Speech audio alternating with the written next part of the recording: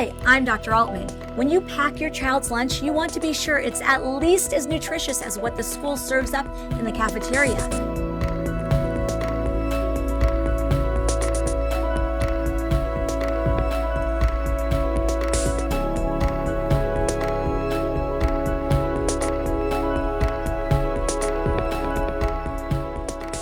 But a recent study found that packed lunches had about 20% more calories and almost 40% more saturated fat than cafeteria meals. They also had about 10 grams more sugar than school lunches. That's because lunchbox meals tend to have more packed snacks and sugar-sweetened drinks and fewer fruits and vegetables than kids would get on a cafeteria tray. So swap sugar-sweetened beverages for water or plain milk. For dessert, pack fruit instead of a cookie or other baked good.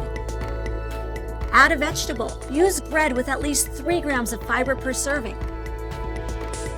If you use packaged foods for convenience, double-check the labels to be sure they have little or no saturated or trans fats, sodium, or sugar.